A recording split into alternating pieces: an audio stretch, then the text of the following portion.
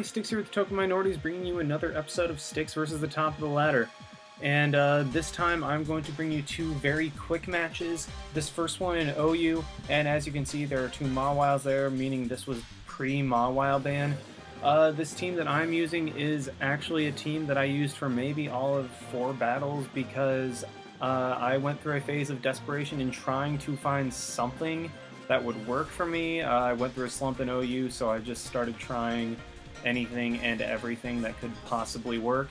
And this team that I'm against, I believe that there is only one OU poke, and that is Mawile. But this is very obviously a Trick Room team, and so we'll see what I have to do to deal with that.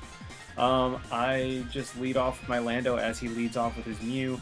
I immediately go for knockoff, get rid of those lefties, but it's revealed that he has the mental herb, meaning that I could not have taunted it, but he goes for the Trick Room as I just decide to kill it off with Earth Power. And he goes into his Victini. This is bad news from the beginning because he's going to get a free V-Create off, and that's just going to destroy anything and everything on my team. I just decide to sack my Mamoswine, and now I go into my Mawile to Mega Evolve and get off the Sucker Punch. However, that play is very obvious as he goes into a Mawile of his own, and the Sucker Punch obviously does not work because there was no attack. And right here, I switch into my Keldeo, predicting the Fire Fang and knowing that Trick Room will end next turn.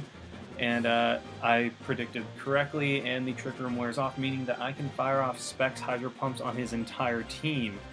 Now he switches into his P2. Probably thought he would take that a little bit better, but it is a 2-co. As he switches into his Cresselia, who takes the Hydro Pump not well at all. It is also a 2-co, so that just destroys the Cresselia right there.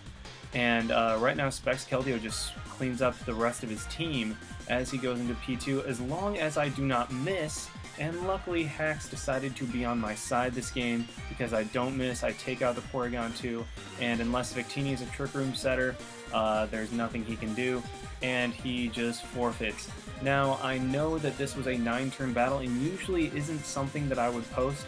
However, the guy's rating, 1937, made it something to where I would definitely want to post it, considering that guy was ranked number, it was either 13 or 14 on the ladder, but still incredibly highly, especially considering that I was slumping during this battle.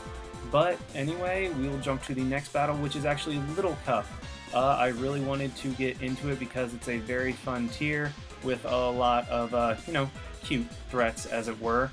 And this is a team that I kind of just threw together. I wanted to try to get into it, and I just took stuff that I thought looked good and put it on a team, and so we'll just go ahead and jump right into it. Looking at her team sheet, I know she would lead with Ambipom, meaning I would just lead with my Pawniard, and I would immediately go for the knockoff as he goes into his Ponyta, which loses its Violite as it goes to the Will-O-Wisp. Now, even though my Diglett is burned, Ponyta cannot switch out, and I can knock it out with an Earthquake because its Violite is gone. And Diglett, while it is burned, it did its job. It can now get up rocks and proceed to just, I guess, put a little bit of damage on something. Now, right here, he just straight up outplays me. We both exchange rocks, and I go for the Earthquake. It actually does a surprising amount for me being burned. And he goes for the Rapid Spin, gets rid of my rocks. Now, I should have just Earthquaked because it was obvious that they were just going to go for Rapid Spin because burn and Rapid Spin damage would take me out. But my Diglett goes down. Now I have a free switch into Abra, which will hit something incredibly hard on his team with Psychic, except Pawniard, as it goes in, takes nothing from that. And the thing with my Abra, it is sashed with HP Fighting, so I live the pursuit, and I just go straight for the HP Fighting, which is overkill on that Pawniard, which is beautiful. I love it. And now I believe he just goes into his Apom, which can obviously outspeed and kill my Abra. I want to save it because it can OHKO the Fungus and get a heavy hit off on anything else. And I also have Magic Guard, so the rocks don't matter. As he goes for Fury Swipes. Now, I was skeptical of why you would have Fury Swipes on an Apom, but considering that Apom has Skill Link, that actually could work very well. And I go for the knockoff. I am a Scarfed Pawniard, and I knock off his Life Orb as he goes for the knockoff too, knocks off my Choice Scarf. And at this point, I'm just going to Sucker Punch, KO the Apom. And this play coming up really puzzled me, because he goes into his Drill Burr, and I was kind of anticipating Sucker Punch Mind Games. Obviously, I would just go for it at first. But he just leaves it in and goes for an attack. I guess he was over-predicting or something.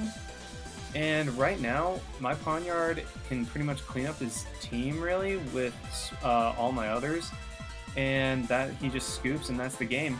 But looking at his ranking, he was at 1528, which was 24th on the ladder, which was very high, and this was actually before I was even close to being ranked.